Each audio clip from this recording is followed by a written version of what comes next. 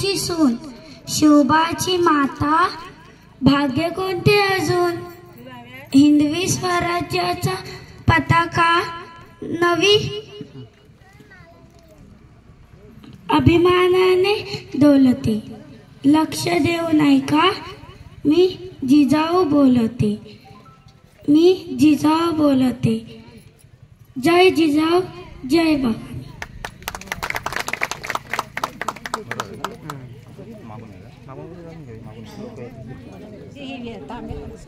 धन्यवाद सारा. यानंतर थोड्याच वेळात बसून घे.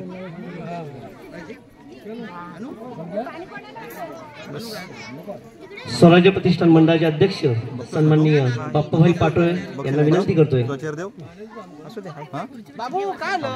प्रसादभाई पाटोळे, माजी सरपंच संजय पाटोळे, मनोहर पाटोळे, नरोत्तम माने, गजानन पाटोळे, मोहम्मद पवसकर, चंद्रकांत आंबेकर, सुदर्शन आंबेकर यांनी सगळ्यांना विनंती करतोय आपण स्टेज जवळ यायचंय. हर्चेकर सर, एक मिनिट. हर्चेकर सर, झोरे सर या ठिकाणी आलेले आहेत. मंडळाच्या वतीने त्यांचं हार्दिक स्वागत. पाटोळे मॅडम पण आलेले आहेत, त्यांचं देखील मंडळाच्या वतीने हार्दिक स्वागत. कणगवली गावचे सरपंच संपदा पाटोळे या देखील आलेले आहेत, मंडळाच्या वतीने त्यांचं स्वागत. झोरे सरांना मी विनंती करतो. झोरे सर 2 मिनिट.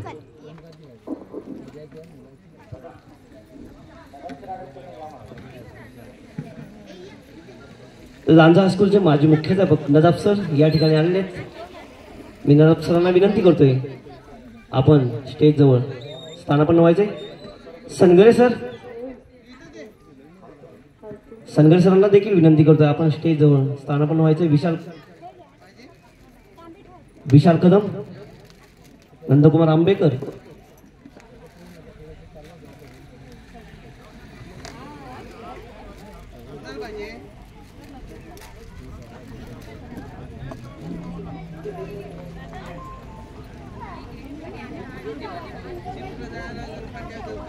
हॅलो. आज 19 फेब्रुवारी हा दिवस महाराष्ट्राच्या मातीतल्या मराठी माणसांचा एक खास पर्वणीचा दिवस, आनंदाचा दिवस. गेल्या वर्षीपासून सुरू झालेला हा अतिशय सुंदर उपक्रम की छत्रपती शिवाजी महाराजांचं नाव आज 350-400 वर्षांपासून इथे अधिराज्य गाजवत आहे. मराठी माणसांच्या, जगभरातल्या माणसांच्या मनावर अधिराज्य गाजवणारं हे एकमेव डाव राजा शिवछत्रपती आणि शिवछत्रपतींवर प्रेम करणारी माणसं आज मोठ्या उत्साहानं आणि चैतन्यानं या ठिकाणी उपस्थित झालेली आहेत. सर्वप्रथम स्वराज्य प्रतिष्ठानतर्फे या सर्वांचं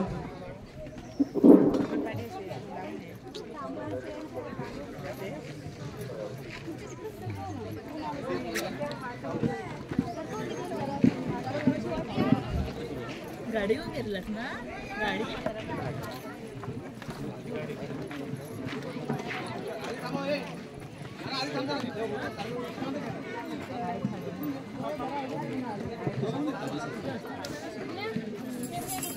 आजच्या दिवसाचं खास वैशिष्ट्य असं आहे की 350-400 वर्षानंतर छत्रपती शिवाजी महाराजांच्या विचारांचा जागर अविरतपणे पुढे चालू ठेवण्याचं काम स्वराज्य प्रतिष्ठाननं सुरू केलेलं आहे. आणि अतिशय या ठिकाणी बालवयातील जी पुढे शिवधनुष्य हे पेलणारी आहेत असे 2 व्याख्याते आज आपल्या ठिकाणी या ठिकाणी उपस्थित झालेले आहेत. रेहान नदाब या ठिकाणी उपस्थित आहे. एक बाल कलाकार म्हणून त्याची ख्याती सर्वदूर पसरत चाललेली आहे आणि शिवविचारांचा महिमा आज त्याच्या तोंडून ऐकण्यासाठी आपण सर्वजण या ठिकाणी उपस्थित आहोत. हा बाल कलाकार शिवविचारांचा जागर पुढे नेण्याचं काम अव्याहतपणे करतो आहे. तर त्याचा स्वराज्य प्रतिष्ठानतर्फे सर्वप्रथम या ठिकाणी सत्कार आयोजित केला जातोय. मी आदरणीय बाप्पाबाई पाटोळे याचबरोबर आदरणीय प्रसादभाई पाटोळे यांना विनंती करतो की या आमच्या छोट्या मावळ्याचा सत्कार या ठिकाणी त्यांनी संपन्न करावा।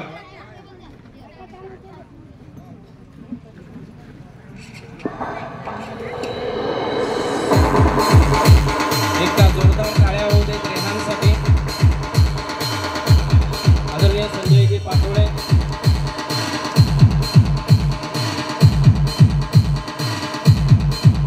चंद्रकांतजी आंबेकर सर्वांच्या उपस्थितीत रेहानचा सत्कार संपन्न होतोय।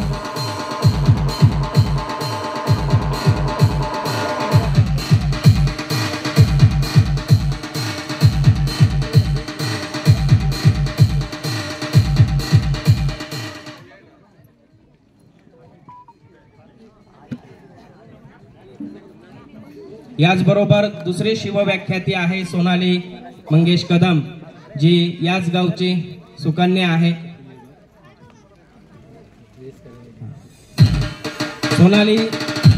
सोनालीचे विचार सुद्धा या मातीत आपल्याला ऐकायला मिळणार आहे। मान्यवरांच्या उपस्थितीत सोनालीचा सत्कार या ठिकाणी संपन्न होतोय। आदरणीय मनोहरजी पाटोळे या ठिकाणी उपस्थित आहेत, बाप्पाबाई आहेत, प्रसादजी पाटोळे आहेत।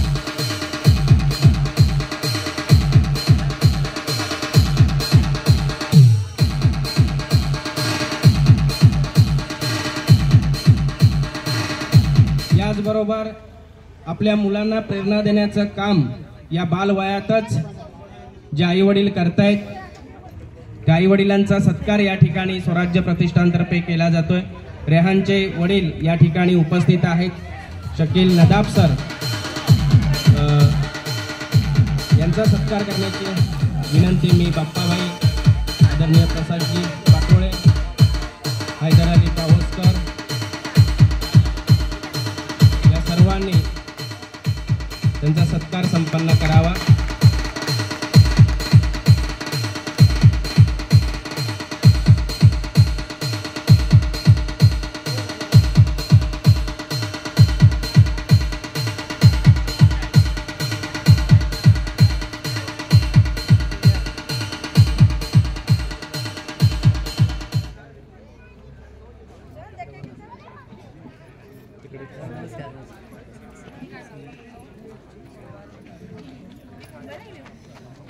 याचबरोबर लांजा हायस्कूलचे माजी मुख्याध्यापक, ज्यांनी आपली कारकीर्द यशस्वीपणे सांभाळली आणि अनेक नाविन्यपूर्ण उपक्रमांची देण दिली, असे नदाब सर सुद्धा या ठिकाणी उपस्थित आहेत।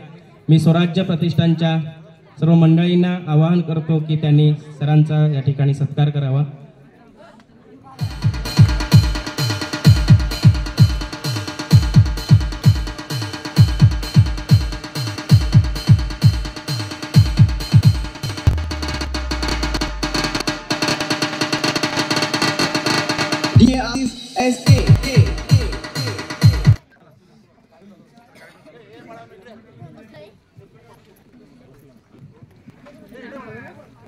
इतिहासाच्या पानावर रयतेच्या नावावर आणि विश्वासाच्या प्रमाणावर अध्यक्षाकडे शिवछत्रपती नमस्कार मंडळी, आपण सूर्य उत्सवानिमित्त सगळे एकत्र गोळा झालो। विशेष म्हणजे बघा यांचं कर्तृत्व बघा, आणि आज शिवचित्रावर तुम्हाला ती व्याख्यान इथं आलेत असं वाटेल किती लहान वयाची मुलं किती उत्कृष्ट काम करतात, आणि ह्या पालक जबाबदार असतात। हे विशेष ह्या स्वराज्य प्रतिष्ठान करते त्या मुलाचं आर्थिक स्वागत, पण त्यांना धन्यवाद द्यावा। आयुष्यभर तुम्ही उभं राहा।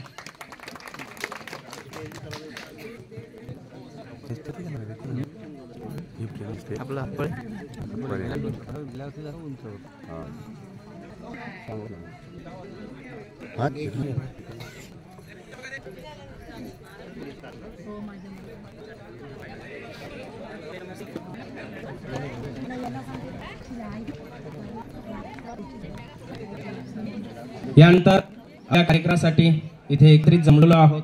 विचार ऐकण्यासाठी या ठिकाणी आपण सगळे तर ठाण्याला होण्यावे आदरणीय शकील सर हे आजच्या कार्यक्रमासंदर्भात आपलं मत व्यक्त आदरणीय शकील जय श्री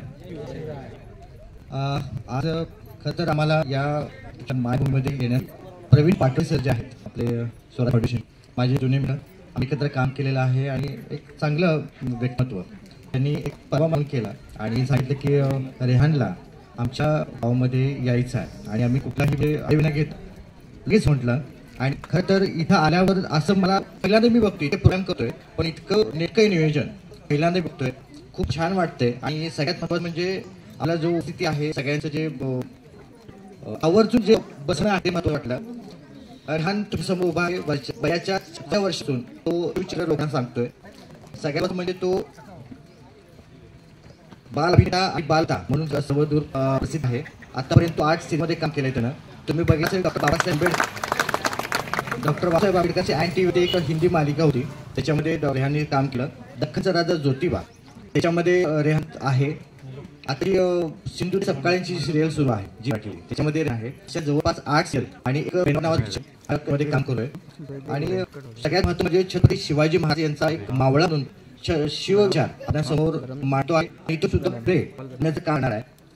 सगळ्यात महत्त्वाचं म्हणजे प्रवीणचे मी मनापासून आभार मानतो की त्यांनी स्टेज उपलब्ध करून दिला आम्हाला. धन्यवाद.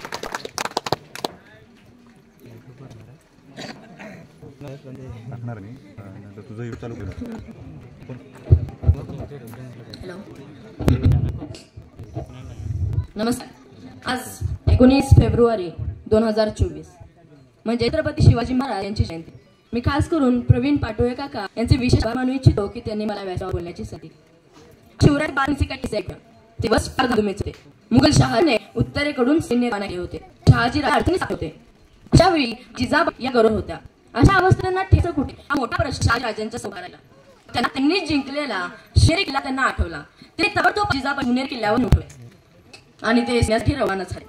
अशावेळी 19 फेब्रुवारी 1630 शिवबा शेर झाला. सैन्य वाजू लागले. सगळे आधी वारंवार पसरले. सह्याद्री दरेखोरात एकच सारी घुमली. मला शिवबा जन्माला आला तरीचा घरी जन्माला आला. आणि या बारशामध्ये बाळाचं नाव गेलं शिवाजी. शिवनेल्यावर जन्मला म्हणून बाळाचं नाव ठेवलं शिवाजी. शिवाजी म्हणजे तोच राजा म्हणजे छत्रपती शिवाजी महाराज. कशात यश आहे महाराजांचं? का प्रकल्प यशस्वी झालेत महाराज? अडचणी महाराजांना नव्हत्या. 50 वर्ष इतिहास महाराजांना प्रत्येक क्षण प्रत्येक प्रसंग मृत्यू आहे. प्रत्येक मृत्यूच. अफगाण 40,000 किती 40,000 आला मृत्यू समोर आहे. महाराजांचे 1.25 लाखाची फोन आला मृत्यू आग्र्यात गेले तो औरंगजेब तर महाराज ठार मारण्यास दिसताय मृत्यू सर तरी महाराज प्रत्येक संकटावर त्याच्यावर विजय मिळवला. काय महाराजांचं असं आग्र्यात जाऊन तिथून निष्ठून येणं ही काही साधी गोष्ट नाही. पुरंदरचा तह झाला. 40 किल्ले होते त्यावेळी महाराजांकडे. त्या 40 पैकी 23 किल्ले मिर्झराजांना द्यावे लागले. जे काही होतं नव्हतं कमावलेलं सगळं गेलं. कुठं काही नाही. 17 छोटे मोठे किल्ले राहिले बाकी सगळं गेलंय. मध्ये कोरोनात आमचा धंदा काही 2 वर्ष बंद पडला तर लोक आत्महत्या करायला निघाले. महाराजांचं तर सगळंच केलंय. ज्या मावळ्यांनी ज्या शेतकऱ्यांनी आपला पराक्रम दाखवून जे जिंकलं होतं ते सगळं गेलंय. खचून गेला असता निराश झाला असता एखादा असता तर पण नाही. आणि त्याहून अडचण महाराजांना लगेच आग्र्यात जावं लागलं. तिथं कैदात अडकले. तिथेही मृत्यूशी झुंज घेतली. जिवंत परत येतील की नाही माहित नाही. तरीही महाराज परत आले. 1662 स्वराज्यात 17 किल्ले होते फक्त आणि अवघ्या 9 वर्षात 343 किल्ले उभारले महाराजांनी. किती अवघ्या 9 वर्षात 343 किल्ले उभारले. म्हणजे राज्याभिषेकावेळी 6 जून 1674 343 किल्ले होते स्वराज्यात. फिनिक्सच्या पक्षासारखी राखेतनं भरारी घेतली महाराजांनी. अशक्य काही नसतं अशक्य. पर्याय निर्माण करता यायला हवेत. महाराजांचं यश या पर्याय निर्माण करण्यात आहे. त्यांची 35,000 फौज आहे. आपली 9,000 आहे. आपली वाढवता येते का? नाही. मग आपली वाढवता येत नाही ना त्याची कमी करा. काय पर्याय काढला महाराजांनी? आपली वाढवता येत नाही ना त्याची कमी करा ना. पर्याय निर्माण करता आले पाहिजे. यशाचे 4 नियम आहेत. सांगा म्हणजे कळेल, मागा म्हणजे मिळेल, शोधा म्हणजे सापडेल आणि ठोठवा मग उघडेल. अहो तुम्ही सांगायला तर हवं ना मग लोकांना कळेल तुम्हाला काय पाहिजे. अहो तुम्ही मागायला तर हवं ना मग लोकांना कळेल तुम्हाला काय द्यायचं. अहो तुम्ही शोधायला तर हवं ना मग सापडेल जे हवा येते. अहो तुम्ही दरवाजावर ठोठवा तर दरवाजाला कसं कळेल तुम्हाला आत यायचं आहे. ठोठवा मग उघडेल. महाराजांचं यश या पर्याय निर्माण करण्यात आहे. त्यांची 35,000 फौज आहे, आपली 9,000 आहे. आपली वाढवता येत नाही ना, त्याची कमी करा. 35,000 फौज इकडून इकडे नेऊन ठेवली, वॉचमन गेटवरच ठेवली. अहो छत्रपती शिवाजी महाराज दक्षिण जिंकण्यासाठी निघाले. आंध्र प्रदेश मधल्या मंदिरात दर्शनासाठी गेले. मंदिराचं दर्शन घेतलं आणि दर्शन घेऊन महाराज बाहेर आले आणि महाराजांना जाणवलं मंदिर मोठं देखणं आहे, मंदिर मोठं सुबक आहे, पण या मंदिराला घाट नाहीत. महाराजांनी त्या क्षणी निर्णय घेतला आणि त्या आंध्र प्रदेश मधल्या मंदिराची घाट बांधायची तत्काळ सूचना केली. जोपर्यंत महाराज त्या मुक्कामामध्ये होते तोपर्यंत महाराजांनी श्रीशैल मल्लिकार्जुनचं घाट बांधून पूर्ण केलं आणि महाराज पुन्हा त्या मंदिरात दर्शनासाठी गेले. मंदिराचं दर्शन घेतलं आणि कळसाचं दर्शन घ्यायला महाराज बाहेर आले आणि महाराजांनी बघितलं मंदिराला 4 बाजू आहेत, चारी बाजूला 4 गोपुर हवीत, पण श्रीशैल मल्लिकार्जुनच्या 3च बाजूला गोपुर आहेत. 4थं गोपुर बांधायचं राहिलंय, 4थं गोपुर अपुर आहे. महाराजांनी त्या क्षणी निर्णय घेतला. कामगार बोलावली, त्यांना विचारलं हे 4थं गोपुर अपुर आहे, हे 4थं गोपुर बांधायला खर्च किती येईल? कामगारांनी सांगितलं एवढा. महाराजांनी तेवढे पैसे त्या कामगारांना दिले आणि सांगितले 4थं गोपुर बांधून पूर्ण करा आणि महाराज पुढे मोहिमेवर निघून गेले. त्या कामगारांनी महाराजांनी दिलेल्या पैशातून श्रीशैल मल्लिकार्जुनचं 4थं गोपुर बांधून पूर्ण केलं आणि त्या कामगारांमध्ये चर्चा सुरू झाली. ऐसा राजा होणे नाही. अरे महाराष्ट्रातून एक राजा येतो आणि कित्येक वर्ष अपूर्ण राहिलेला घाट बांधून काढतो, 4थं गोपुर सुद्धा बांधायला सांगतो. अरे हा राजा आपल्या समोर राहिला पाहिजे, सातत्याने आपल्याला प्रेरणा देत राहिला पाहिजे, नजरे समोर असला पाहिजे, काय करता येईल? अरे मग त्यातलाच एका कामगारांनी कल्पना सांगितली, आपण असं केलं तर आपण बांधलेल्या 4थ्या गोपुरात महाराजांचीच मूर्ती बसवली तर उत्तम उत्तम. आश्चर्य वाटेल. आंध्र प्रदेश मधल्या त्या लोकांनी वर्गणी काढली आणि वर्गणी काढून त्यांनी बांधलेल्या 4थ्या गोपुरात महाराजांची मूर्ती बसवली. महाराजांच्या हयातीतलं महाराजांचं हे पहिलं जिवंत स्मारक आहे आंध्र प्रदेश मध्ये श्रीशैल मल्लिकार्जुन. महाराज दक्षिण जिंकून निघाले. येता येता कर्नाटकात आले. कर्नाटकात बेलवाडी नावाचं एक ठाणं आहे. तिथे सावित्रीबाई देसाई नावाची ठाणेदारी तिथे राज्य करत होती. नवरा मरण पावला होता. नवऱ्याचा पश्चात ठाण्याचा कारभार तीच बघत होती, ठाणा आदिलशाहीकडं. आमचा दादूजी नावाचा सरदार, त्याला वाटलं सगळं जिंकत निघालोच आहे तरी आदिलशाहीचं ठाणे जिंकावं. बाई राज्य करते आहे, बाईला पराभूत करणं सोपं. काही मोजका सैन्य घेतलं आणि त्या बेलवाडीच्या ठाण्यावर हल्ला चढवला. पण बाई चिवट आणि जिद्दीची तिने दादूजीचा सबशात पराभव केला. एका बाईच्या हातून पराभव. दादाजीला राग आला, त्याने आणखी मोठं सैन्य बोलावलं आणि त्या बेलवाडीच्या ठाण्यावर हल्ला चढवला. यावेळी मात्र सावित्रीबाई देसाईचा पराभव झाला. विजयाच्या मधात दादाजीनं सावित्रीबाईला कैद केलं. आमच्या राजांच्या सामने चला आणि तो सावित्रीबाईला घेऊन महाराजांकडे घेऊन गेला. अचानक त्या सावित्रीबाईला काय वाटलं कुणास ठाऊक, त्याच्यानं झर दिशी मागे वळाली. तिने स्वतःचं तानं बाळ आपल्या बरोबर घेतलं आणि म्हणाली आता चला. कैदी आहे, पराभूत आहे, महाराज शिक्षा देणारे माहिती आहे. आता महाराज काहीतरी शिक्षा सुनावतील. तो सावित्रीबाई गर्दीशी पुढे झाली. तिने स्वतः स्थान बाळ महाराजांच्या सामने ठेवला आणि म्हणाली मी तुमची कैदी आहे, मी पराभूत आहे, काय शिक्षा द्यायची ती मला द्या. यात माझ्या तान्याबळाचा दोष नाही, चला कोणती दोषी नको. महाराजांनी स्मित केलं. चिटणीस आवायशार झाली आणि चिटणीस दुधाची वाटी घेऊन महाराजांकडे आला. महाराजांनी ती वाटी घेतली आणि चमच्यानं त्या तान्याबाळाला महाराजांनी दूध पाजलं. दूध पाजून झाल्यावर महाराज त्या बाळाकडे बघत बघत सावित्रीबाईंना म्हणाले आमच्या मांडीवर हा जो आहे ना हा आमचा भाचा आहे. अहो जर हा आमचा भाचा आहे म्हणजे तुम्ही आमच्या बहीण झालात. अहो जर तुम्ही आमच्या बहिणात तर कुठला भाऊ बहिणीला शिक्षा देतो, कुठला भाऊ बहिणीचं राज्य बळकावतो, कुठला भाऊ बहिणीला शिक्षा करतो? दादूजी यांना यांचं वतन परत द्याच. आमच्या भगिनी म्हणून यांना चोळी बांगडीसाठी यांना नवं वतन जोडून द्या आणि आमचा भाचा त्याच्या वतनाचीही व्यवस्था करा. या सावित्रीबाईला काही कळे ना, अरे कसलं राज्य आहे? कैदीला शिक्षा द्यायची सोडून हा मला बहीण मानतो, माझं राज्य तर मला परत देतोच, आणखी नवं राज्य जोडून देतो. माझ्या मुलाला भाचा मानतो, भाच्यालाही वतन देतो. धन्य. ऐसा राजा होणे नाही.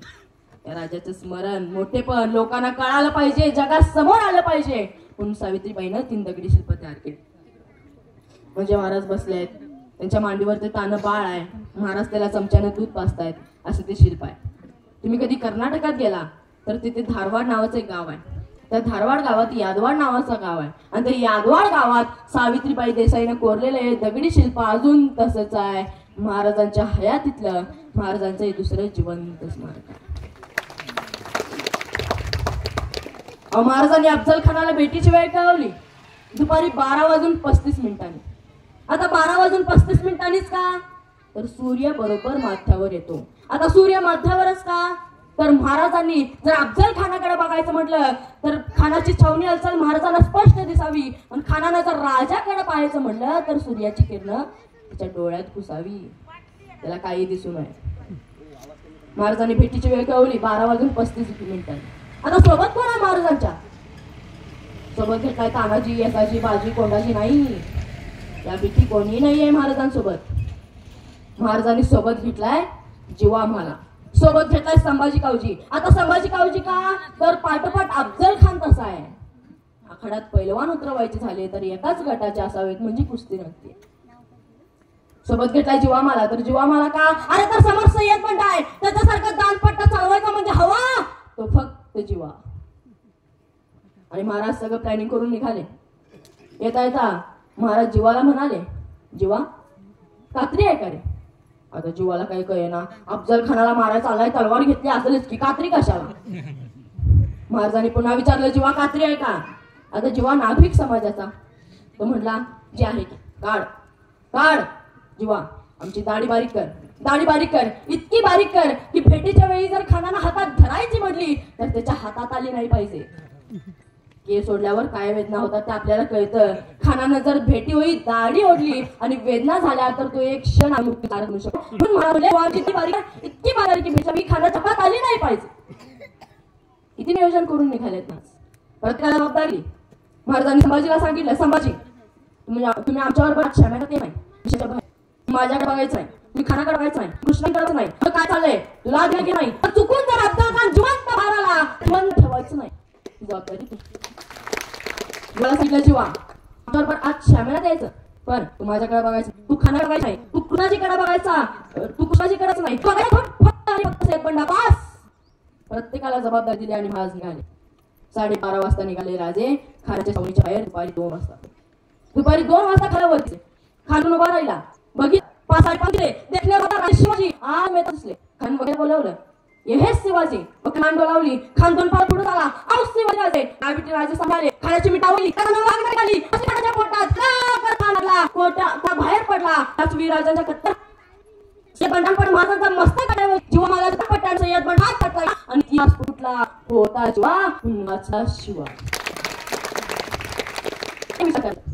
जीवा महालाने जर 1 सेकंद उशीर केला असता, फार नाही फक्त 1 सेकंद, तर जीवा महालाच्या पट्ट्यानं सय्यद बंडाचा हात छाटल्याऐवजी सय्यद बंडाच्या पट्ट्यानं महाराजांचं मस्तक छाटलं गेला असता. आणि मग आम्हाला महाराजांचं नियम यावेळी जीवा महालाच का असे बंड का नाही याचं उत्तर आहे. कारण ज्या प्रतापगडावर महाराजांनी अफजल खाना होता काढला त्याच पटावर महाराजांनी भवानीची मूर्तीची प्रतिष्ठा होती. महाराज स्वतः आपल्या खाल्यावर पाल घेऊन निघाले होते.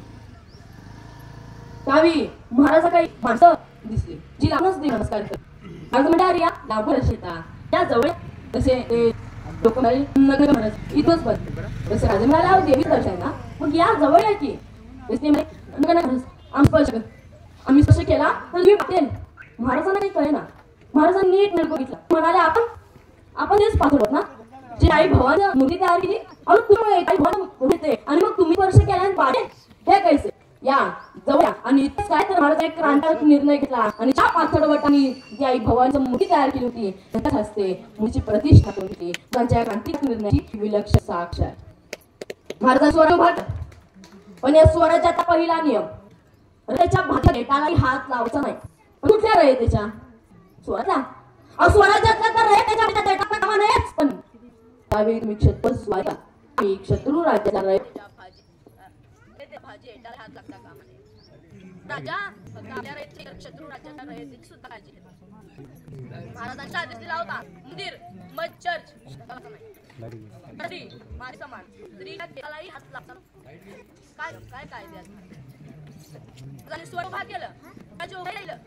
पण महाराजांनी विचार केला या राज्य असं नाही, देवाचं राज्य होतं, विजयगडचं साम्राज्य होतं, कोणतं झालं आम्ही स्वराज्य करतोय कदाचित नाही. आपलं राज्य अखंड राहिलं पाहिजे, चिरंतन टिकलं पाहिजे. यासाठी महाराजांनी विचार केला स्वराज्याला धोकुठून महाराष्ट्राला धोकाटून. महाराजांच्या लक्षात महाराष्ट्रात धोकून नाही, महाराष्ट्राला 350 वर्षांपूर्वी सांगितले महाराजांनी महाराष्ट्राला समोरून परवा मुंबईवर 26 दहशतवाद हल्ला झाला. मग महाराज मित्र होतं, महाराजाला धोका समुद्रावरून. म्हणूनच सम्राट चंद्रगुप्त सिंधुतानात स्वतःचा आरमार उभा करणार पहिला राजा म्हणून छत्रपती शिवाजी महाराज शिवाजीचं नाव. महाराला 750 किलोमीटर या किनारपट्टीवर नेऊ शकत नाही. समुद्रावर ताबा कोणाचा, मालकी कोणाची? नौका जर समुद्रात रवायची झाली तर आम्हाला पोर्तुगीजांचा परवाना घ्यावा. महाराज म्हटले असं चालणार, राज्य आमचा, भूमी आमची, समुद्रही आमचा असेल. महाराजांनी समुद्रावर हुकूमत गाजवण्याचा प्रयत्न केला. त्याला व्यसन घातलं. महाराजांना जंजिरा घ्यायचा होता, महाराज अखेर ती जंजिराच्या उरावर चौऱ्याशी बगरायची जगाई ऐसागड सिंधुदुर्ग या सिंधुदुर्गच्या प्रमुखाला महाराज काय लिहितात माहिती आहे? या इंग्रजांकडून बांधून घेणे थोर ते इंग्रज. महाराज तिथला कामगार सिंधुदुर्गात बांधकामाला लागणारी वाळू घेऊन येणे, कारण जर त्या वाळूला माती चिरलेली असली त्या बांधकामाची आणि मग समुद्राच्या तडाख्याने ती वाहून भिंती पोकळ राहते. म्हणून महाराज सांगायला सिंधुदुर्गाला लागणारी वाळू धुवून घेणे ती बारशी लक्षात. महाराज बांधकाम बघतच होते की त्याचा डावा पाय तिथल्या ओल्याच्या गिलावर आणि त्यांच्या डाव्या पायाचा ठसा त्या सोन्याच्या गिलावर उमटला. महाराज म्हणल्या आज आपण जास्त वेळ राहा, तुम्ही आम्हाला प्रेरणा देत आहात. राजा एक छोटी विनंती आहे असं सांगून त्या कामगारांनी ओल सोन्याचा गिलावा राजाच्या सामने धरला आणि आपल्या दोन्ही हातांचा ठा नंतर आई जिजाबाई त्याचं एका कोणात रूपांतर केलं आणि ते उत्तम ठेवलं. असे सिंधुदुर्गावर उत्तर महाराजांच्या हातचे आणि आयाचे ठसे आजही तुम्हाला महाराजांच्या या तिथलं महाराजांचे तिसरं जिवंत स्मारक केलं. पण त्यावेळी जहाज इंग्रजात घ्यावे लागले, तोफा वरकांकडून घ्यायला लागायच्या, दारुगोळ्याचा घ्यायला लागायचा. महाराज म्हणले असं चालणार नाही. आणि महाराजांच्या लक्षात आलं, लक्ष बघाय का, महाराजांच्या लक्षात आलं तो माणूस दुसऱ्या खाण्यावर उभा असतो, वाईट होतो, तो माणूस स्वतः पायावर होतो. मुंबईमध्ये त्यांचा कारखाना सुटला.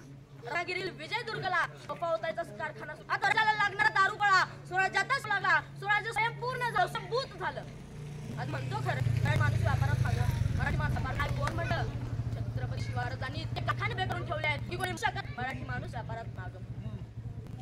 महाराजांच्या आवडती जहाज जेव्हा करून त्यावेळी त्याच्यावर तोफे तोफेचं वजन जास्त असल्यामुळे जहाज लटमळायचं आणि तोफे पुढे सुद्धा दाब मारला की जहाज डुबायचं.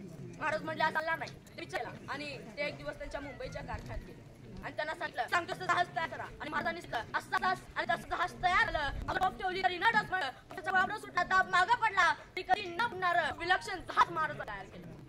त्यांचा पहिला लढा झाला. मराठ्यांचा सपशेल पराभव केला. मराठ्यांनी इंग्रजांचा सपशेल पराभव केला. इंग्रजांचा गट गव्हर्नरला काही नाही. जोपर्यंत मराठ्यांसारखी जहाज आपल्या राज्यात येत नाहीत ना, तोपर्यंत मराठ्यांचा पराभव करणं मुश्किल आहे. काय सांगतोय? तोपर्यंत मराठ्यांसारखी जहाज त्या स्वराज्यात येत तोपर्यंत मराठ्यांचा पराभव करणं मुश्किल. तो सुरतीचा गौर सांगतो असलं कसलं जहाज आहे त्यांचं.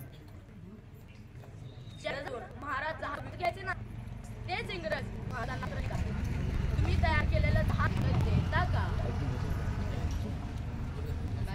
मी केलेलं जहाज आम्हाला विकत देता? मित्रांनो, महाराजांनी तयार केलं. मी नेहमी सांगतो आणि ते ठरवलं आता काय नोकरी धंदा काहीतरी केलं पाहिजे. मग ते आपण व्यवसाय सुरू करूया. आता कुठला व्यवसाय सुरू करायचा याच्यावर त्यांनी चर्चा केली. तर त्यांच्या लक्षात आलं की आपलं गाव गावात गावाच्या बाहेर आहे. लोक 2 किलोमीटर आलं गावात येतात. मग त्यांनी एक काम केलं, त्यांनी रिक्षा व्यवसाय सुरू करायचा असं ठरवलं आणि लावली रिक्षा बाहेर. तिघं मागसली एकटा पुढं आणि बस रिक्षा, तिघं मागं एकटा पुढं, रिक्षा फुल, चलो पे झाले 3 महिने झाले त्या रिक्षाला व्यवसायाला यश. ते म्हटले नाही त्याच्यात काही यश नाही, आपण दुसरा काहीतरी व्यवसाय सुरू करू. पण एक ठरवली आणि त्याच्या लक्षात की गावात गाड्या भरपूर येतात, पण गाडी पंचर झाली की पंचर काढायची त्यांनी लगेच पंचर काढायचं काम काढलं. 3 महिने झाले पंचर काढायला सुद्धा यश का? तर हे पंचर काम म्हणतात.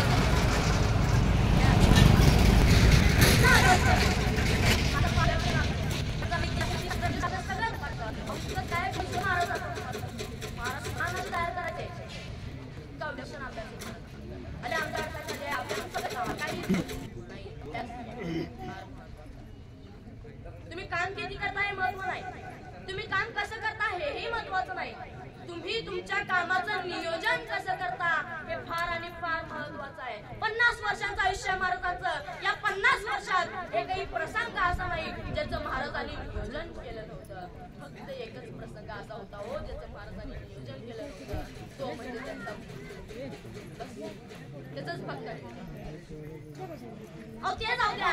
आईच्या गर्भात असतानाच ज्याचं पुढचं उज्ज्वल आयुष्य ठरलंय असं जर कोणी एकमेव राजा असेल तर छत्रपती शिवाजी महाराजांशिवाय दुसरं नाव नाही. बघा ना, आमच्या तानाजीनं पोराचं लग्न काढलंय, पत्रिका द्यायला महाराजांकडे आला, महाराजांना म्हणाला रायबाच लग्न करायला घ्यायचं. राजाची नजर कोंड्यावर आणि कोंड्यांकडे पाहता पाहता राजा तानाजीला म्हणाले, ताना कोंड्याला घ्यायचं सर्दी सुटला. तानाजी हातातल्या पत्रिका फेकल्या, राजा आधी लगेच कोंड्यालाच आणि मग रायबाचं असं सांगून तो कोंड्याला लग्न करायला गेला गेला गेला गेला गेला मला त्या तानाजीच्या जागे आजचा तानाजी असता तर पोराचं लग्न काढावा, पत्रिका द्यायला महाराजांकडे यावा आणि महाराजांनी म्हणावं ताना कोंडाने घ्यायचं. सर्दी सुटला होता तानाजी. बोलता काय राजा पोराचं लगेच काढलंय, राहू द्या की तर त्या पणाच्या वेळेत म्हणायचे विसरले. सोबत सिद्धूजी निंबाळकर, बाजीप्रभू देशपांडे. महाराजांनी बाजीप्रभूंना सांगितलं, बाजी किंड तुम्ही लढवा, मोजक्या कामुनिशाला विशाल देण्याकडे जातो, बाजी किंड तुम्ही लढवा, ही जबाबदारी बाजी. बाजी असं ना म्हणला राजा सकाळपासून बाकी दुसरं कोण होतं का शिर तुटलं पण बाजीचं धड तलवार राहिलं, जबाबदारी बाजी. 50 वर्षाचं आयुष्य महाराजांचं. या 50 वर्षात महाराजांनी 110 किल्ले उभारले. 50 वर्षात एक घर बांधून होतं का आपल्याला? 50 वर्षात 110 किल्ले उभारले आणि बाकीचे किल्ले महाराजांनी जिंकले. अखेर 6 जून 1674 माझ्या राजाचा राज्याभिषेक रायगडावर झाला. एक मराठा इतका पादशाहीत झाला. गोष्ट काही साधी झाली नाही असं बघत करायला त्याचं वर्णनही केलं. पण महाराजांचा राज्याभिषेक होऊच नाही, महाराजांचा राज्याभिषेक झालाच नाही पाहिजे.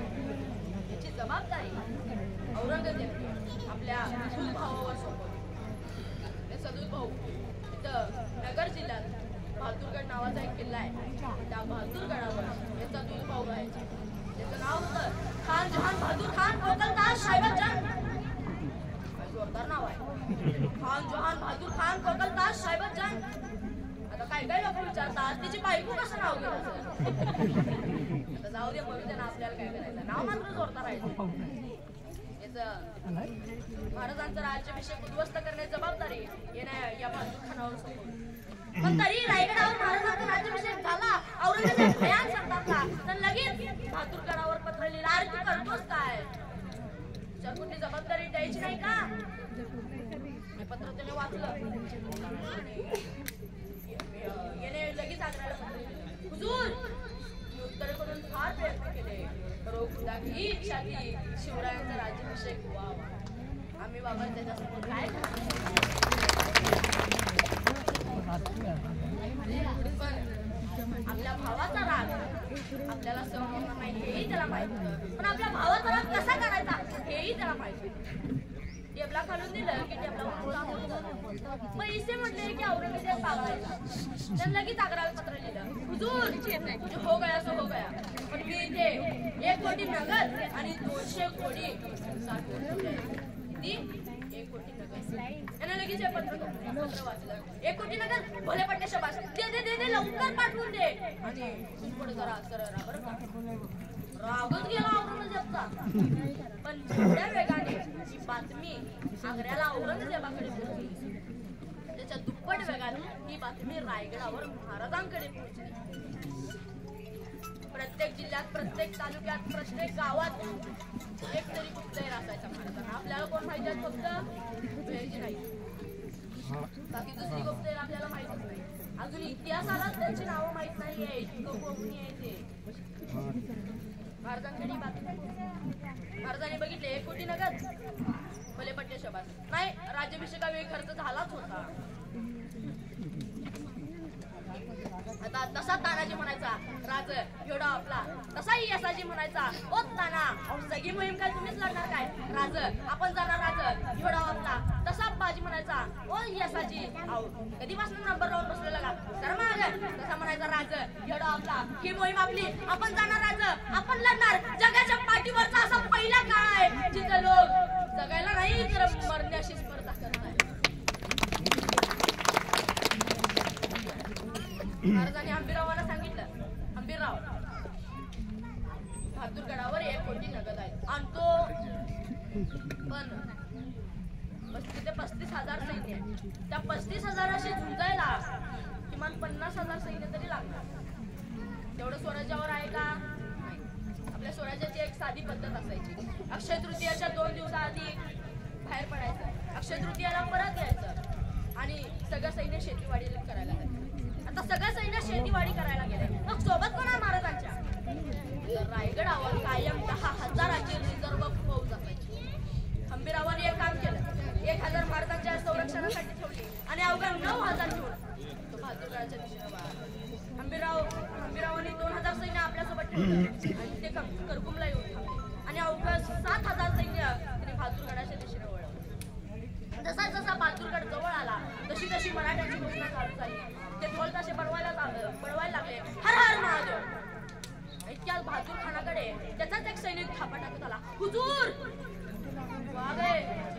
कोण? मराठे हुजूर. मराठे दिवसाले, ते तर रात्री येतात.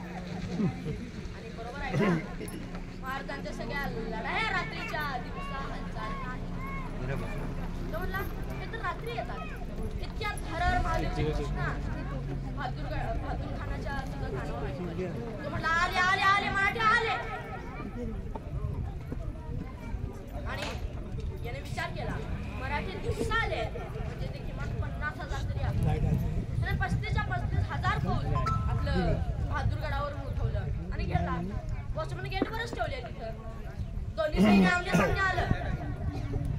उसायला बहादूर खान आक्रमण, उसायला मराठे हर हर महादेव, तलवारी उचलल्या गेला आणि वार होणार. मराठ्यांनी वरखेळ टाकला, भागो. झाले 5 मैल झाले, 10 मैल झाले, 15 मैल झाले, 20 मैल झाले. मराठी मागं वळून बघायचं नाव सुद्धा घेणार. मराठी मागं वळून बघायचं नाव सुद्धा घेणार. आता त्याचाच एक हेर म्हणाला, हुजूर रुक जाओ गए मराठे. म्हणला बरं झालं आणि निघाला बहादूरगडाच्या दिशेला. एक 10 मैलच गेला असेल, इतक्यात त्याचा मागचा पुन्हा ओरडला, हुजूर मराठे फिर से आ गए. आता मात्र बहादूर खान संतापला. अशी असते तर राव लढाई लपाछुपी चालली आहे काही तर.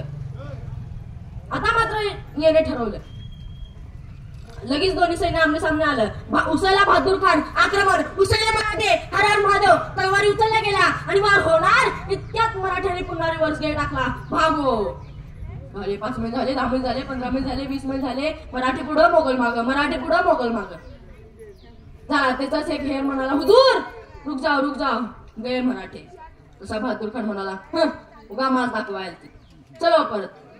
आणि एक 10 मैलच गेला असेल, इतक्यात त्याचा मागचा हेर पुन्हा ओरडला, हुजूर मराठे फिर से आ गए. आता मात्र बहादूर खान भयान संतापला. आता म्हटलं जिथं जाशील तिथं वर ताणायचं. आणि आता दोन्ही सैन्य पुन्हा आमने सामने आलं. उसायला बहादूर खान आक्रमण, उसायला मराठे हर हर महादेव, तलवारी उचलल्या गेल्या आणि वार होणार. इतक्यात मराठ्यांनी पुन्हा रिव्हर्स गेट टाकला, भागो. झाले 5 मैल झाले, 10 मैल झाले, 15 मैल झाले, 20 मैल झाले. बघता बहादूरगड गेलं, नगर गेलं. त्याचा पुन्हा हेर म्हणाला, हुजूर रुक जाओ गए मराठे. तू का बस. आता याचा पक्क ठरलंय बहादूर खानाचं, जिथं जातील तिथं वर ताणायचं. झालं बघता करकून गेलं. आता पुणे आलं. आता जसं पुणे जवळ आलं तसं अर्धे मराठी शिवगडाच्या घाटात, अर्धे मराठी इकडच्या घाटात, अर्धे मराठी तिकडच्या जंगलात. 2 सेकंदात म्हणजे मराठे गायब. त्याला काय कळेना. या जंगलात फक्त 3च लोक राहू शकतात. एक म्हणजे वारा, दुसरा म्हणजे शिव आणि तिसरे म्हणजे मराठे. 2 सेकंदात मराठी गायब. त्याने 35,000 फौज 60,000 मराठ्यांना ओळखण्यासाठी पाठवलं. आणि ही बातमी जेव्हा हंबीररावाकडे पोहोचली ते म्हणजे बरं झालं हे पुण्यात जाऊन पोचलं. आणि लगेच यांनी 2000 सैन्य बहादूरगडाच्या दिशेने वळवलं. वॉचमन गेटवरच ठेवले. तिथं हांतो मडीव सुचवला. जे काही किमती सामान होतं 1 कोटी नगद 200 घोडीवर स्वारी केलं. जे काही किमती सामान होतं ते सगळं घेतलं. हंबीररावांना खरं तर सगळंच घ्यायचं होतं, पण अत्यंत दुःखाने ते त्यांनी पेटवून दिलं. आणि त्याच करकुंबवरून रायगडावर महाराजांच्या सामने पोहोचले. 35,000 सैन्य बहादूर खानाकडे आलं. नाही मिळे मराठे. आणि याला वाटलं आता आपल्याला लई मोठी जीत मिळाली. आणि जितम करत हा बहादूरगडाच्या दिशेने वळाला. जसं जसं बहादूरगड जवळ आलं तसं तसं याला फक्त दूरच दिसायला लागला. एक सुजलेला माकलेला त्याच्या जवळ आला आणि म्हणाला, हुजूर सबले गए. कौन? मराठे हुजूर.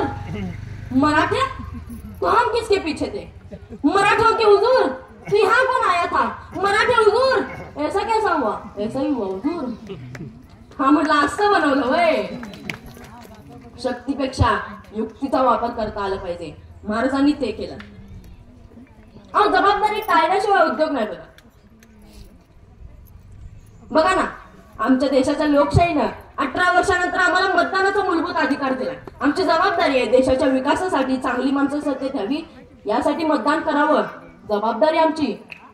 किती टक्के जबाबदारी पार पडतो? किती टक्के मतदान होतं आमच्याकडं? 20%, 40%, 45%, 50%. अगदीच डोक्यावरनं पाणी 60%. म्हणजे 40% लोक मतदानच करत नाही. मग त्यातलाच एखादा उठतो, देश भरकटलाय, भ्रष्टाचार वाढलाय, असं झालंय तसं झालं. तू तुला तुझ्या मतदानाची जबाबदारी पाळता येत नाही. तू काय सांगतो? तुला बोलायचा अधिकार नाही, अजिबात नाही. ज्या दिवशी माझ्या देशात 100% मतदान होईल त्या दिवशी एकही चुकीचा माणूस सत्तेत आलेला नसेल. एकही. आणि मला एक कळत नाही काय अडचण काय मतदान करायला. मतदान करायला काय पैसे पडतात? लिमिट आहेत. ती एक शोकांतिका आमच्या लोकशाहीची. ते जाऊ दे. आमची पोरं असतात टू व्हीलरवर बाईकवर बसलेली, संकट रस्त्यात चाललेले असतात, भयानक स्पीड. अचानक पुढे बोर्ड लागतो नो एंट्री. आता बोर्ड लागलाय नो एंट्री, प्रवेश निषिद्ध, या रस्त्यानं नका जाऊ. तरी मागचा पुढच्याला म्हणतो घाल की, त्याला काय होते घाल नो एंट्री गाड्या. फक्त हवलदार येतो पावती फाडा. ओ साहेब घ्या म्हणतो. नाही 200ची पावती फाडा. ओ साहेब घ्या म्हणून. नाही पावती फाडा. ओ साहेब घ्या म्हणतो. त्यांचं कसं तिकडे मिटवलं जातं. त्यांची गाडी तिथं जरा पुढे येते आणि गाडी जरा पुढे आली मग मागचा पुढच्याला म्हणतो भ्रष्टाचार नाहीच वाढलाय ने. त्या हवलदार काय तुझ्या घरी आलतं काय? ते बिचार निमूट पण तशी ड्युटी करतात, त्यालाही कामाला लावलं. शर्टाचं पहिलं बटन चुकलं, बाकीची बटन आपोआप चुकत जातात. आणि शर्टाचं पहिलं बटन बरोबर लागलं, बाकीची बटन न पाहताही बरोबर लागतात. पहिलीची पातळी असते. आपण सरळ चाललो की बाकीचे दोरीत पाच चालणार. दरअसल आपण आपली जबाबदारी पार पाडायची. अहो तो जपानी माणूस केळाची साल सुद्धा जमिनीवर टाकत नाही, चुकून टाकत नाही. अहो ती तर मातृभूमी आहे माझी, आई आहे माझी. तिच्या अंगावर केळा साल टाकणं म्हणजे अपमान केल्यासारखं नाही का? अहो केळाची साल टाकत नाही तो जमिनीवर, थुंकायचं लांबच. आमच्याकडे जिथं बोर्ड येते थुंकू नये तिथेच लाल रंग असत. काय जबाबदारी पाहिजे? महाराजांना पन्हा घ्यायचाय, पण पन्हावर दुश्मन आहेत 36,000. आणि महाराजांची सगळी पळून गोळा केली तर भलेल कष्पशावगी 7-7,500. आणि महाराज 36,000 दुश्मन असलेला पन्हाळ घ्यायचं म्हणतायत. किती? 36,000 दुश्मन असलेला पन्हाळ घ्यायचं म्हणतायत. महाराजांनी बैठक बोलावली. राजदत्त, मोरपंत, बाळपंत, बाळाजावजी, येसाजी, कोंडाजी, कातोजी सगळे समोर. आणि महाराजांनी विचारलं पन्हाळ घ्यावा म्हणतो, पण पन्हाळावर दुश्मन आहेत 36,000. कोण जातो? कोण जातो? कोण घेतो पन्हाळा? सगळी चिडीचूप. दुसऱ्याच्या मतदारसंघात जाऊन निवडून येणे काय सोपी आहे काय? 36,000 दुश्मन आहेत तिथं. महाराजांनी पुन्हा विचारलं कोण जातो? कोण जातो? कोण घेतो पन्हाळा? तसा उठून उभा राहिला कोंडाजी. महाराज म्या जातो, म्या घेतो पन्हाळा. भले पट्टी शबास. कोंडाजी घ्या घ्या घ्या तुम्ही पन्हाळा घ्या. वा. मग महाराजांनी विचारलं पण कोंडाजी पन्हाळ्यावर दुश्मन आहेत 36,000. तुमच्यासोबत किती फौज हवी? किती हवी फौज? तसा कोंडाजी म्हणला द्या 50-60 मावळं. राजा म्हणलं का 50-60 मावळं? कोंडाजी 36,000 दुश्मनात 50-60 काय मागता? तसा कोंडाजी म्हणला नाही तसं काहीच नव्हतं मागणार, पण ते लईच विचित्र दिसलं असतं म्हणून म्हटलं त्या 50-60 मावळावर काय मागू शकतो. एकटा मला तारा, एकटा जबाबदारी घ्यायला तारा. आमच्याकडे एखाद्याला सांगेल की करतो का रे तेवढं? हो त्याला द्या की जोडीला. काय गणितच कळत नाही ना. आता आमच्याकडे ना मुलगी बघायचा सोहळा असतो. ते नवरा मुलगा त्याचे मित्र घरातले सगळे ज्येष्ठ असे सगळे मिळून मुलगी बघायला जातात. मग तो मुलगी दाखवण्याचा कार्यक्रम चालू होतो. मुलगी दाखवली जाते. मग ते प्रश्न वगैरे विचारून होतात. मग ते चहा पाणी सगळं आटपतं आणि सगळं आटपत निघालं की मग कोणीतरी ज्येष्ठ म्हणतो आता नवऱ्या मुलांना सांगावं मुलगी कशी आहे. आता नवऱ्या मुलावर पाळी आली. तो आपल्या शेजारच्या मित्राला कोपऱ्याला डोसतो. तुला कसं काय वाटतंय? अरे त्याला काय करायचं आहे? तेवढी तरी जबाबदारी घे ना. काय जबाबदारी टाळण्याशिवाय उद्योग नाही बघा. माझा कोंडाची एकटा जायला तयार आहे. माझा कोंडाची एकटा लढायला तयार आहे. तरी महाराजांनी त्याला 1,500ची फौज दिली. सवत कोंडाची निघाला. 6 मार्च 1673 रात्रीच्या 12:30 वाजता कोंडाची गडाच्या पायथ्याला पोहोचला. रात्रीच्या 12:30 वाजता. आता महाराजांच्या सगळ्या लढा रात्रीच्या दिवसा हालचाल नाही. कोंडाकीतला रात्री, तोरणाकीतला रात्री, महाराजांच्या निम्म्याच्या वर लढाया अमावस्येच्या रात्री. म्हणजे शुभ आहे का अशुभ आहे हे प्रकार नाही. त्याला आमच्यासाठी वेळ भयानक. आता आमच्या घरातला कोणतरी करता माणूस कामाला बाहेर पडतो. 5-6 पावले जातो. 5व्या मिनिटाला परत घरात. बायको तर काय झालं? मांजर आडवं गेलं. मला राहून राहून प्रश्न पडतो त्या मांजराला काय वाटत असेल हे आडवं गेलं. जी माणसं कारण सांगतात ना यशोगाथा त्यांच्या गळ्यात कधीच माळ घालत नाही. चुकून घालत नाही. आणि शिवचरित्र हा जगाचा एकमेव असा इतिहास आहे ज्या इतिहासात कुणी कारण देताना भेटत नाही. विशेष नाही. रात्रीच्या 12:30 वाजता आला कोंडाजी. महाराजांनी 1,500ची फौज दिली. तर किमान दिलेल्या 1,500चा तरी वापर करावा की नाही? त्यांना सांगितलं अवघं 60 गडी माझ्या संगती द्या. बाकी ते इथंच पायथ्याला पांघरून उभा करा आणि प्रत्येकाच्या आता 4-4, 5-5 मशाल द्या. आणि असं म्हणजे ठीक आहे. सगळी माणसं काय तर पायथ्याला पांघरून उभा केली. प्रत्येकाच्या आता 4-4, 5-5 मशाल दिल्या आणि अवघं 60 गडी घेऊन कोंडाजी गडाच्या मागच्या बाजूला गेला. एक कळ्याला दोर फेकला. मराठा सरसर वर चढले. वरचं पेंगुलला पारी करी सपासप कापून काढले. तोपर्यंत कोंडाजी गेला किल्लेदाराच्या मागात. किल्लेदार जागा व्हायच्या आधी त्याच्या छातीवर पाय दिला आणि कोंडाजी कडाडला. गडाच्या चाव्या दे. किल्लेदाराला सूचना तिकडे खाली बघूच नको. खाली माझं 50,000चं सैन्य आहे. हळूच मानवर करून बघितलं तर खाली 4-4, 5-5 वर्षांनी घेतलेली. त्याला वाटलं खरंच 50,000 आहेत. दिला चाव्या काढून. सकाळी कळलं 1,500 होते. करतो काय राजकारण हे दंडाच्या बळावर आणि मनाच्या चांगलेपणावर करता येत नाही ना. ते बुद्धीच्या कसरतीवरच करावं लागतं. आणि महाराजांचं सारं राजकारण या बुद्धीच्या कसरतीवर. नंतर बघा ना पणावर दुश्मनात 36,000. महाराजांची सगळी फौज गोळा केली भरेल 7-7.5 पण महाराज असं नाही म्हणले त्यांची 36,000 आहेत आपली 7,000 आहेत. बघू पुढच्या पंचवार्षिकीला 20,000 करून मग करू हालचाल. जेवढा तेवढं कारण सांगणं प्रकार नाही. सगळ्यात मोठं शिवचरित्राचं वैशिष्ट्य. अखेर तो काळा दिवस उगवला. 3 जुलै 1680 महाराजांचा विषबाधा झाल्यामुळे मृत्यू झाला. मावळा बातमी औरंगजेबाकडे एक खुशी की खबर. औरंगजेब म्हणाला तेव्हा तुझा म्हणाला हुजूर शिवान चला गया. औरंगजेब आणि आपली नमाज पडायची चटई याने जमिनीवर घातली. अल्लाह तेरे जन्नत दरवाजा खुलना तेरे बंदा तेरे पास आहे. बघा काय म्हणतं देवा स्वर्गाची दार उघडी ठेव तुझा भक्त तुझ्यापाशी येतो. काय करू महाराजांनी की शत्रुराज्य लोक सुद्धा यांच्यासाठी प्रार्थना करतात. हा ज्ञान जरी इथून मावळ असेल ना तरी त्यांच्या नसते राहतील. छत्रपती शिवाजी महाराज त्यांच्या हातात पैजामध्ये राहतील. सर्वात महत्वाची गोष्ट. धन्यवाद. छत्रपती शिवाजी महाराज की जय. इतिहासाच्या पानातून सर्वांना एक प्रेरणा असते. इतिहासाची पान कधी ना कधी चाळी पाहिजे उलगडली पाहिजे. आणि आज खऱ्या अर्थानं लहान इतिहासाची पानं आपल्यावर उलगडून दाखवलेली आहेत. त्याचं व्याख्यान ऐकताना खरंच अंगावर वगैरे राहत होते. एक अजवल्य इतिहासाचा अभिमान रेहान आज आपल्या सर्वांसमोर उभा. त्याच्या पुढील वाटचालीस आपण खऱ्या अर्थानं त्याला खूप खूप शुभेच्छा देऊयात. एकदा जोरदार टाळ्या रेहानसाठी. त्याचं व्याख्यान आयुष्यात तर होतच परंतु काल कलाकार असलं एक व्याख्यान त्याचं अभिनय स्वरूप अशा पद्धतीनं एक सुंदर या गाण्यानं श्रीकरण दिलं आहे.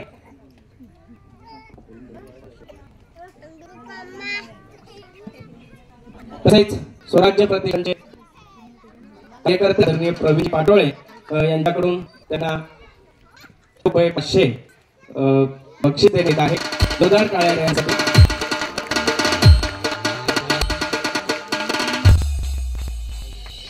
याबरोबर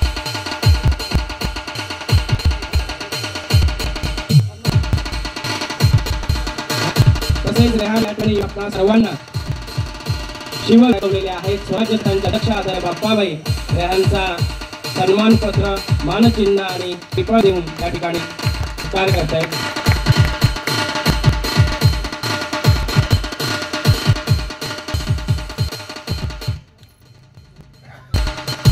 खूप शुभेच्छा. पुन्हा एकदा टाळ्या द्या.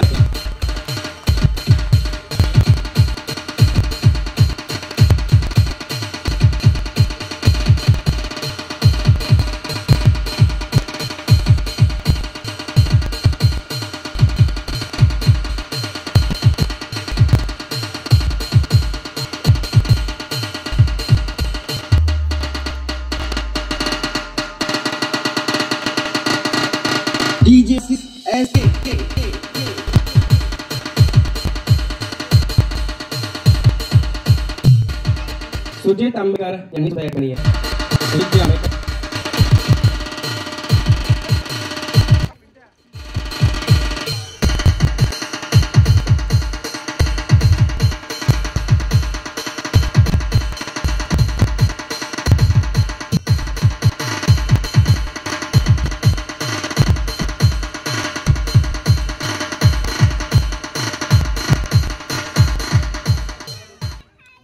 यानंतर इथला कार्यक्रम आटोपून रेहान आणि त्यांचे कुटुंब गोवा या ठिकाणी कार्यक्रमासाठी रवाना आहेत.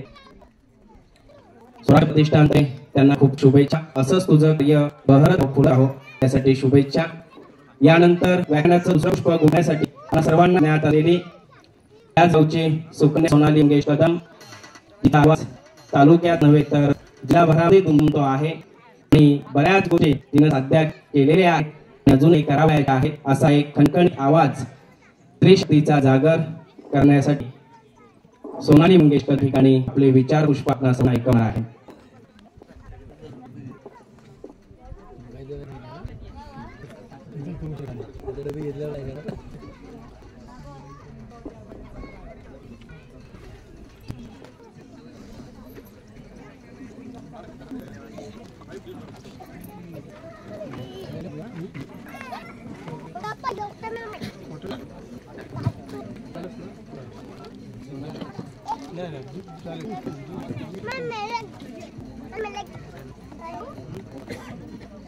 सर्वांनी मोबाईल थोड्या वेळासाठी सायलेंट वर ठेवावेत.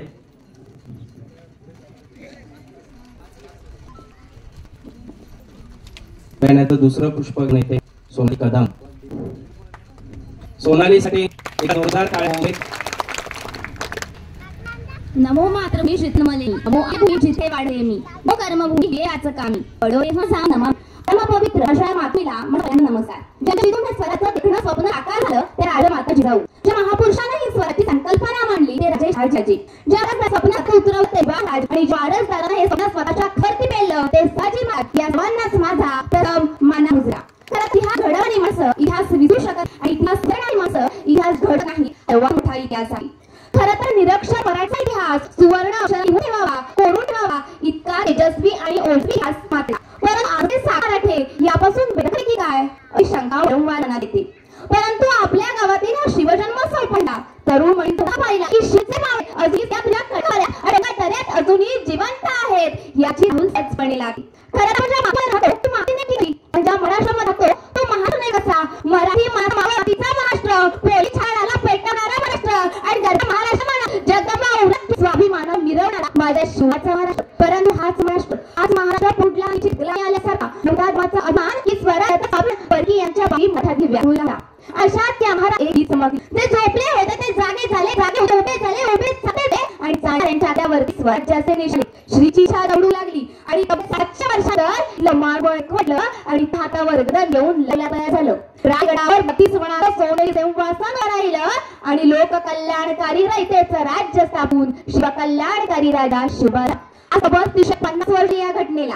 परंतु आजही कोणाला सांगावं लागत नाही शिवाजी महाराज नेमके कोण होते, कोणा बोलत नाही. शिवाजी महाराज केलं अरे दुर्व एखादी ऐकू येते छत्रपती शिवाजी महाराज की आणि आंबा तुझ्याही घर पडतो असा आम्हालाच नाही. म्हणजे आमच्या रकाच्या थेंबातून शिवाजी अजून जिवंत आहे. जर का इथे जन्म आहे ना परिपूर्ण भारती जन्म शिवाजी किती करून जन्म करते की काय ती जादू या राजाच्या नावात आहे असं केलं असं राजानं. काळच्या पटलावर झाले शिवाजी हे नाव चंदन राहिलं. तर असेल हे त्याचं नेतृत्व या वंशाचा लेख उभा मांडायचा झालाच त्याला वर्तमानात आणून मिळत नाही. त्या काळात तत्कालीन धार्मिक आर्थिक परिस्थिती बघायला लागते आणि पार्श्वभूमीवर महापुरुषाचं कर्तृत्व तुला मग कसा वर्षपूर्वकालीन कशी होती मात्र होता जेव्हा माझ्या शिवबांधन पुण्यात तेव्हा होता उजवा तोच भाका झुक्या कंगाल झालेल्या तुम्ही पठाने गाडवा तयारावर रांगालेला आणि यात मी एक हार रोवलेली तुझ्या नोडी त्याला अड केली आणि सांगितलं इथं होती करणं आवश्यक इथं कोणी होती करायचं नाही माझं फार गंध सध्या तुझ्या कड्यात परत ते डोक्यात दऱ्याची मुठीत घेऊन लागली दऱ्यात सटायचं आणि अभ्यास जगायचं आज त्यांच्या जीवनाचा टास होता. अशा पुण्यात मासे राजा जाहीर द्यायची राजा करवण्यावर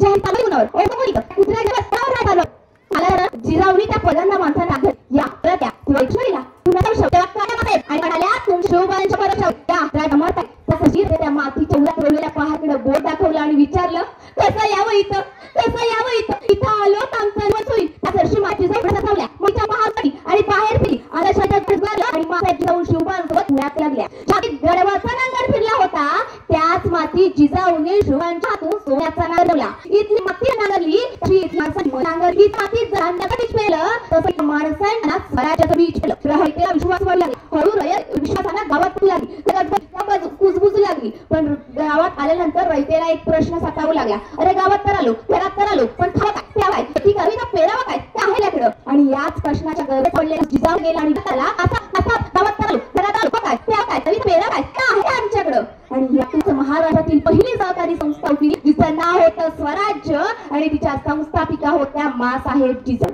त्यापुढे मात्र बिर्याणी ते बंद केल्या गेल्या बटाबटा पिकांना कणसावी लागली मी ती शेतकरी आधी झाला पण तुला उडाला बाजूला दऱ्यातील रान गवे शेती खैदवलं पीक खाली तुडवू लागली पीक पाया काय म्हणाला मासा मासा पिकते पिका होत्यासारखी कमी लागली तर आपल्या दऱ्याकडे येऊन खैदवून जातात उभी खाली तुडव तर शेतकरी जगेल आणि मासांच्या विषम बुद्धीच्या हुऱ्यातून दुसऱ्या दिवशी एक नवीन कल्पना बाहेर आली. दुसऱ्याच दिवशी मासाहेबांनी एक दवंडी पिटवली जो कोणी उच्चात मंडळाचा बळवत्ता करील त्यास सोन्याचं कड दिलं जाईल. आणि मग काय गावागावातून तरणाट पिकांचा आहारा करू लागली उच्चात मांडणाऱ्या जंगली जनावर पकडू लागली आणि शेपटी काढून मासाहेबांना दाखवू लागली आणि सोन्याचं कड म्हणू लागली. एकाच दगडात मासाहेबांनी 2 पक्षी मारले. उच्चात मांडणाऱ्या जंगली जनावरांपासून पिकांचं संरक्षण तर झालंच पण दुसरं म्हणजे पराजयासाठी आवश्यक मावळ्यांची मांदियाळी जमा झाली.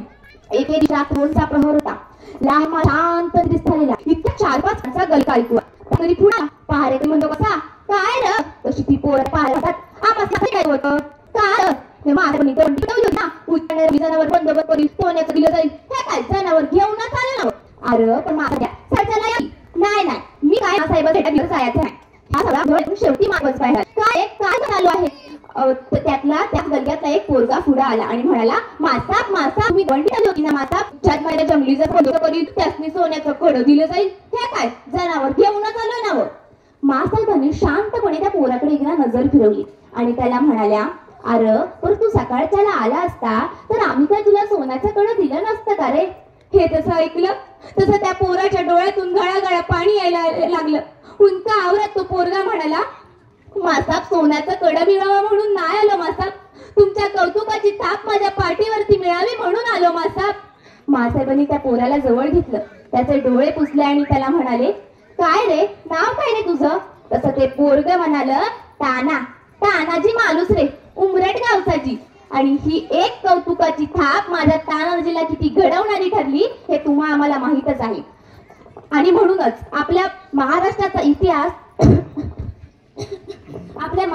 इतिहास हा तलवारीच्या पात्यावर नाही तर कौतुकाच्या थापेवरती उभा राहिला आहे. आणि म्हणूनच प्रत्येकाच्या अंगणात जर शिवाजी महाराज खेळायचं असतील तर जिजाऊंसारखी माता जन्माला येणं फार गरजेचं आहे. तर आजच्या काळातल्या आयांसारखं जिजाऊ मातांनी आपलं पोरग गोरपान व्हावं म्हणून बदाम खारकाचे तुकडे खाल्ले नाहीत. 24 तास मोबाईल समोर बसून बेडरेस्ट घेऊन टीव्ही समोर बसून ठरलं तर मग लग्नाची बेडी मुरांबा यांसारख्या सिरियल्स पाहिल्या नाहीत. तर आपल्या मुलावर संस्काराचे रुजवण व्हावी म्हणून संस्कारश्रम ग्रंथांचं वाचन केलं. त्यांच्या मनात स्वराज्याचं स्वप्न निर्माण करण्यासाठी त्यांना भीम अभिमन्यू अर्जुन कृष्ण यांसारख्या योद्ध्यांच्या कथा सांगितल्या. आणि म्हणूनच घराघरात शिवबा जन्माला यायचे असतील तर जिजाऊ माता असणे गरजेचे आहे. म्हणूनच लाख येतील लाख जातील पण मासाहेब तुमची सर कोणाला येणार नाही. लाख येतील लाख जातील पण मासाहेब तुमची सर कोणाला जोवर न येणार जन्मास आपण पुन्हा शिवबा होणार नाही, पुन्हा शिवबा होणार नाही. आणि म्हणूनच मित्रांनो, पु ल देशपांडे एके ठिकाणी म्हणतात, पूर्वीच्या काळी राजे महाराजे सोन्या मोत्याचे अलंकार धारण करायचे, पण शिवाजी महाराज आवर्जून कवड्याची माळ धारण करायचे. याचे कारण असे होते की ते म्हणायचे की प्रजेच्या सुखापुढे, त्याच्या कल्याणापुढे मला माझे सुख दुःख, माझा आराम मला कवडी मोल वाटतो. शिवाजी महाराज आपल्या मावळ्यांसोबत नेहमी प्रेमानं व आपुलकीनं वागत असत. 62 किलोची तलवार वागवतो त्याचं नाव येसाजी, 2000 शत्रूशी एकटा झुंजतो त्याचं नाव बाजी, हात तुटला तरी झुंजत राहतो त्याचं नाव तानाजी, शत्रूच्या छावणीत घुसतो आणि त्याचा कळस तोडून आणतो त्याचं नाव धनाजी, 8 तासात घोडा दिल्लीवरून पुण्याला आणतो त्याचं नाव संताजी, भाड्या वाघाला उभं फाडतो त्याचं नाव संभाजी, आणि या सगळ्यांना एकत्र करून स्वराज्याचं तोरण बांधतो त्याचं नाव शिवाजी. आणि म्हणूनच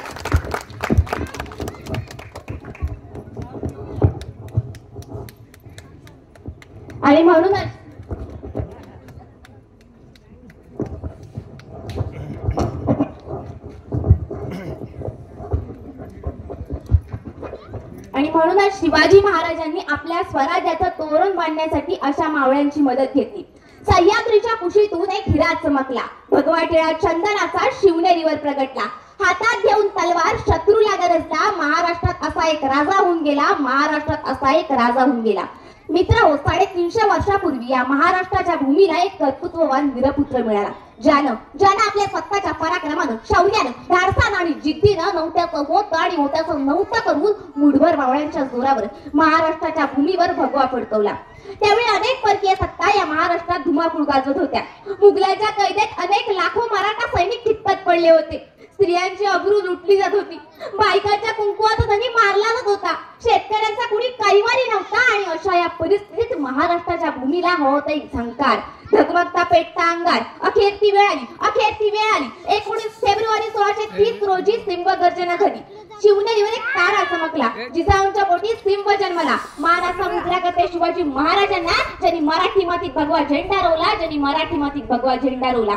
शिवबांचा जन्म झाला आणि गेल्या कित्येक वर्षापासून अंधारात चाच पडणाऱ्या महाराष्ट्राच्या माथ्यावर जणू प्रकाशाचं किरण पसरू लागलं होतं. शिवाजी महाराजांनी वयाच्या 16व्या वर्षापासून स्वराज्याची सेवा केली, स्वराज्याची गौरव सुरू झाली. 1660 मध्ये 1500 मावळ्यांची गेली. 1500 मावळ्यांवर 7 नावे लिहिली. त्या 7 योद्ध्यांची नावे विकास जल्ला, विठ्ठल शिंदे, कोजाव, प्रतापराव, विठ्ठल पिलाजी अत्रे, सिद्धिला, कृष्णाजी भास्कर, पेरागीर मराठे दवडे 7. त्या 7 माझा नाच सांगू. मित्रांनो, शाहिस्ते खानाला डायरी लिहिण्याची सवय होती. शाहिस्ते खानाच्या डायरीचं नाव शाहिस्ते खान गुई. त्या खान असं लिहितो की शिवराय ते वाळके लाल माती निघून थोड्या वेळानं गोंधळ शांत झाला आणि शाहिस्ते घरी धावत शाहिस्त्याकडे येणार. बायका मेरी बेट लाभ आहे, मेरी लाभ आहे. मी तर हाच तर म्हणाला, शिवाजी तिला पळवणार नाहीतच, आणि जर तू नेले असते तो शिवाजी पोटच्या लेकीसाठी तिची काळजी घे. अरे कोणता दुश्मन नाही महाराजांसाठी. हे सांगण्याचं तात्पर्य एवढं, या आपला देश दररोज बलात्काराच्या घटनेने आपले कान पिकले. अमेरिकेच्या पोस्टल देतात शिवाजी मॅनेजमेंट पाकिस्तानच्या पुस्तकात आदर राजाचा हा शिवाजी महाराजांना धडा शिकवतात.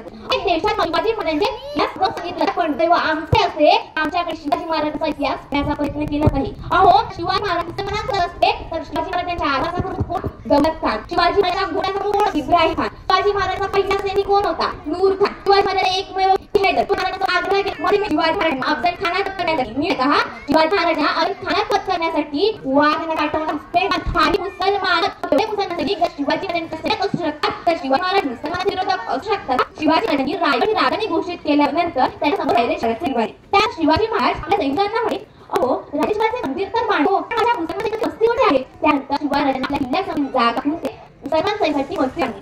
शिवाजी अफजल खानावत करून पडावातले तेव्हा जिजाऊने शिवबांना विचारले, अकराचे काय रे? तेव्हा शिवबा म्हणाले, अफजल खान मारला गेला. तेव्हा जाऊ म्हणाले, त्याचं प्रेम आहे. तेव्हा शिव म्हणाले, प्रतापच्या पाठ्यात. तेव्हा काय म्हणाले, त्यांच्याकडून सेवदार आजही आला प्रेरणा देणार आहे.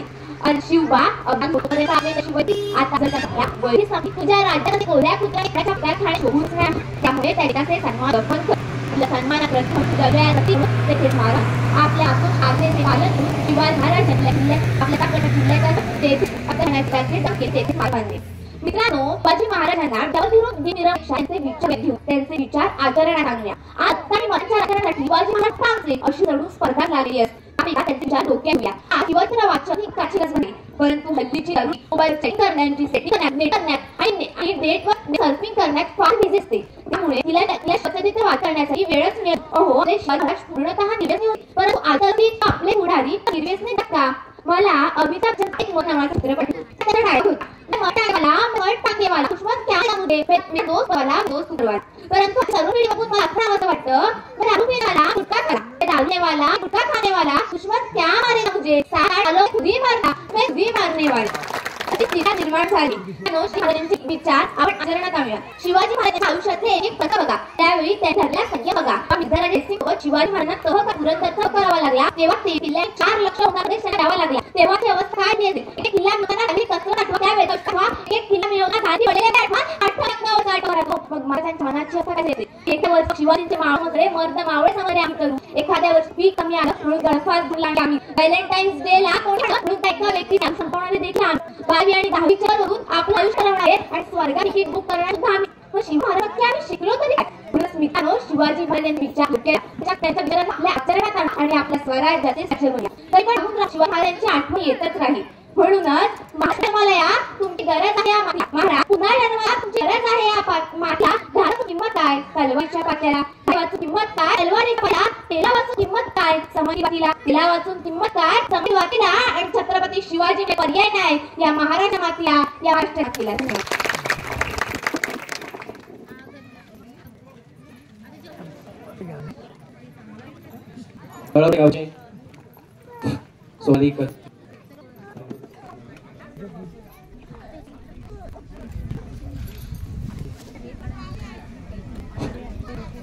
आत्ताच या ठिकाणी शिचार शिवाजी महाराजांना प्रत्येक प्रसंगात खंबीरपणे साथ देण्या आता जिजाऊंना योग महत्वपूर्ण होतं.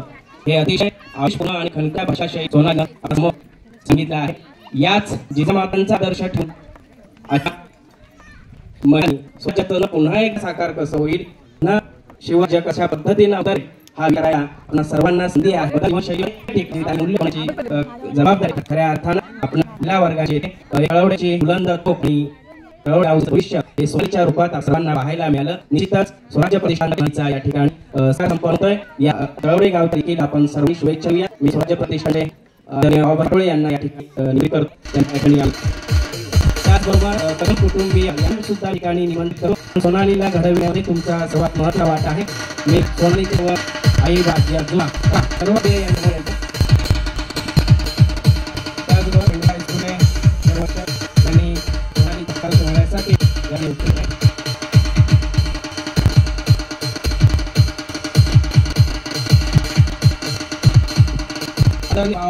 या ठिकाणी तुमचा त्या ठिकाणी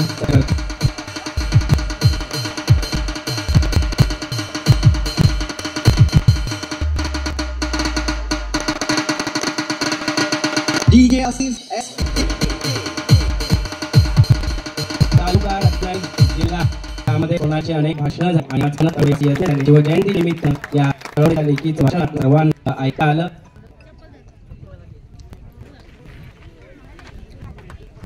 एकदा तिच्या पुढील वाटचालीची खूप शुभेच्छा.